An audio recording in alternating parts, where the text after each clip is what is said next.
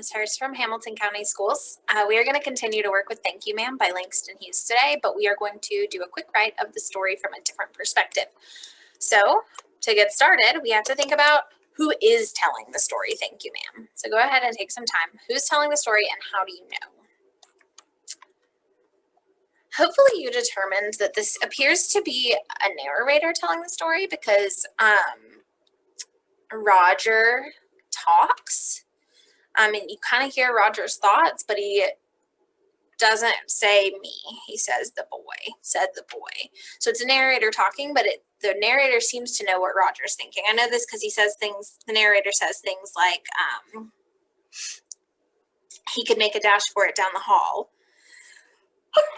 Excuse me. Or the part where it says he did not trust the woman not to trust him, and he did not want to be mistrusted now. Okay, so what we're going to do today is we're going to look at how can you alter a perspective in a story but still tell the same story. So first of all, I want us to kind of ground our thinking around the theme that we came up with yesterday, which was that a moment of forgiveness can change a person's life.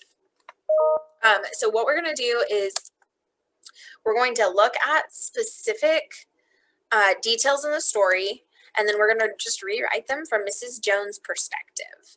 Then we're going to take those details to turn them into an actual story later. So the first detail that I think is really important is just in the first paragraph, and it says, it was about 11 o'clock at night, dark.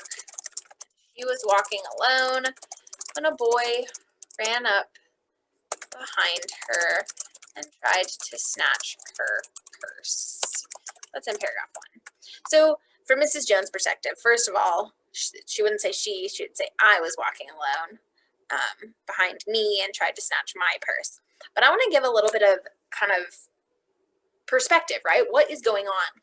So I was walking home from work, my feet exhausted, my heavy purse slipping off my sagging shoulder when I heard the patter of running feet.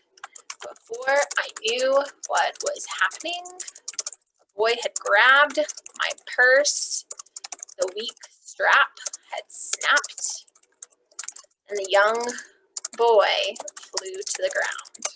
So I'm thinking, why did I include those details? I think that perspective is going to really help us think about why Miss Jones is so kind, right? This is a really bad situation. She's on her way home from work. She's exhausted. And then this kid tries to steal her purse.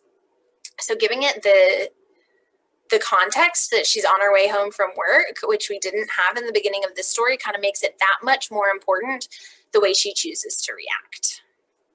All right, for the next detail that I think would be important to change is on the next page, and it is in paragraph 22, and it says, Mrs. Jones stopped, jerked him around in front of her, put a half Nelson about his neck,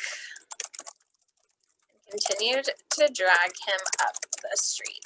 So it's important to include this detail because it really does continue to tell the story. So we have to think about what we have to include to tell the story. Him trying to rob her, her taking him home, their conversation, her leaving the purse, things like that. So now I've got to think, what do I need to include that would help us get to this theme that a moment of forgiveness can change a person's life, okay? So I want you to take some time and write your version of this story. Pause me, and when you are ready, go ahead and come back. Press play. All right, so this is what I was thinking. If he thought I was letting him go, he was stupid. That boy needed somebody to teach him right from wrong, and I might just be his only chance. I wasn't giving him much of a choice as I walked towards my home. So she wouldn't necessarily describe exactly what she was doing physically, but I'm pointing out that she is trying to teach him a lesson. She is trying to show him right from wrong, okay? All right, what I want you guys to do is come up with at least 2 more details that you think you could change in this story.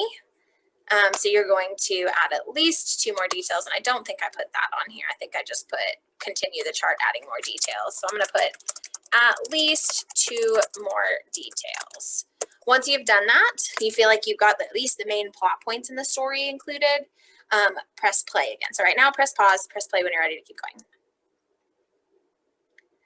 All right, so your assessment today, how you're going to show me you did this work, is you're going to quick write the story from Miss Jones' perspective, and you're going to include all of the details you came up with in your planning chart.